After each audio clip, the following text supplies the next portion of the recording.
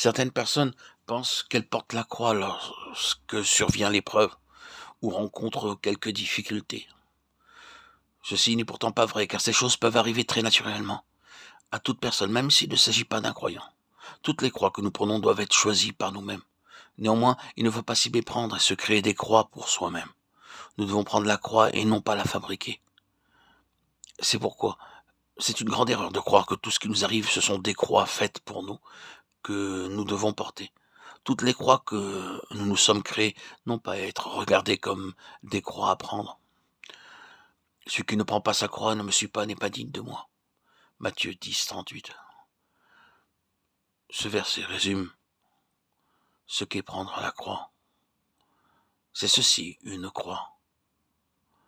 Prendre la croix, le Seigneur n'a pas dit que celui qui ne prend pas son fardeau ne le suit pas, n'est pas digne de lui. Non, il dit que celui qui ne prend pas sa croix et ne le suit pas n'est pas digne de lui. Un fardeau n'est pas une croix, un fardeau est quelque chose d'inévitable. La croix, cependant, dépend du choix personnel, peut par conséquent être évité. Ce que dans l'histoire fut la première croix, de même seront les innombrables plus petites croix qui suivront ensuite. Tout comme la croix originale fut choisie par le Seigneur, ainsi les croix d'aujourd'hui doivent aussi être choisies par nous. Qu'est-ce donc une croix ? Ce doit être proche de ce que le Seigneur Jésus lui-même a dit. « Mon Père, que ta volonté soit faite. » Matthieu 26, 42. Le Seigneur demande à son Père de ne pas répondre comme lui, le Fils veut, mais comme le Père veut. C'est ceci la croix. Prendre la croix, c'est choisir ce que le Père a décidé. Je peux dire sincèrement que si nous ne choisissons pas la croix chaque jour, nous n'avons aucune croix à prendre. Si le Seigneur avait attendu jusqu'à ce que la croix vînt à lui sur la terre, comment lui aurait-il été possible d'être l'agneau immolé dès avant la fondation du monde ? Car n'a-t-il pas choisi la croix dans le ciel lorsqu'il s'est dépouillé lui-même en prenant une forme de serviteur, en devenant semblable aux hommes ? Et il apparut comme un vrai homme, il s'est humilié lui-même, se rendant obéissant jusqu'à la mort, même jusqu'à la mort de la croix. Philippiens 2, 7, 8. Notre Seigneur avait réellement choisi la croix. Personne ne me l'ôte, dit Jésus, mais je la donne de moi-même, en parlant de sa vie. J'ai le pouvoir de la donner et j'ai le pouvoir de la reprendre. Jean 10, 18. Suivant le même principe, notre croix doit être quelque chose que nous choisissons nous-mêmes.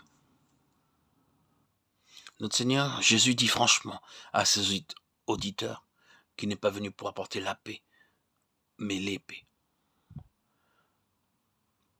Et l'épée, ici, n'a pas trait à des questions de paix et d'absence de guerre parmi les nations dans le monde. Il fait plutôt allusion à certaines situations et rapports avec la famille même.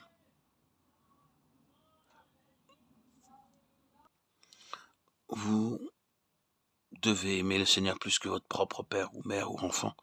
Si dans le monde vous aimez une personne plus que le Seigneur, vous n'êtes pas capable d'être son disciple. Vous craignez même de porter la croix que le Seigneur vous propose. Pour être un disciple de Christ, vous devez aimer le Seigneur entièrement. Pour être entièrement à lui et être prêt à prendre la croix. C'est la condition première pour être son disciple.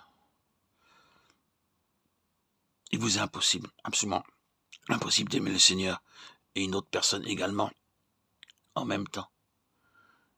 Et votre cœur sera toujours dans la division et vous ne pourrez pas prendre la croix et suivre et faire la volonté de notre Seigneur.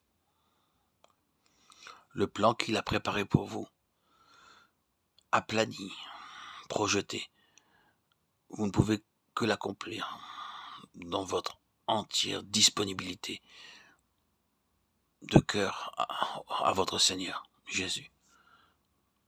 Reconnaissez que lui seul,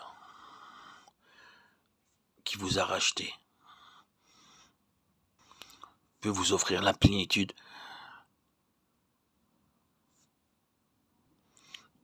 dont vous avez tant besoin.